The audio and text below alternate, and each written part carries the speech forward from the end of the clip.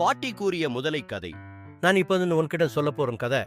நீயும் நல்ல முறையில் புரிந்து கொள்ள வேண்டும். இது பல நூற்றாண்டுகளுக்கு முன்பு நடந்தது. கடலுக்கருகில் ஒரு பெரிய வனவாசி வாழ்ந்தார். அவனின் பேர் ஏற்கனவே மறந்துவிட்டது.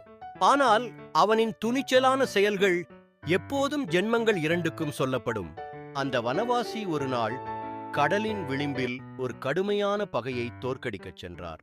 அவரது எதிரி எது என்றால் பெரிய முதலை. அந்த முதலை கடலில் முழு ஆட்சியை நம்பி எல்லாற்றையும் உடைத்து ஆளுகிறது. அது மரம் கொடியதும் விறுவிறுப்பானதுமானது. ஒருவேளை அந்த முதலை கண்டு பயந்தவர்கள் நம்பிக்கை இழந்தனர். அந்த வனவாசி எப்போது முதலைக்கு எதிராக சென்று அதன் ஆற்றலை நம்பாமல் அதற்காக ஒரு வழி கண்டுபிடிக்க முடியுமா என்று தன்னுடைய மனதில் பல குறுக்கு விளைவுகளை ஏற்படுத்தினார். என்னுடைய காலின் வழியில் ஒரு உண்மை மறைந்தது. அந்த கதையை அவனுக்கு முன்னேறச் செய்ய ஆரம்பிச்சேன். அந்த பிரச்சனையை மறைத்த குணங்களுக்காக அந்த வனவாசி உயிரோடு தளரவில்லை. முதலைக்கு எதிரான பலவீனங்களை கடந்து இறுதியில் அந்த முதலை விட்டு ஒரு மாற்று வழியை ஏற்படுத்தி அவன் சாதனைக்கு கை கொடுத்தான். சிவா பாட்டி கைகூப்பி கூறினார்.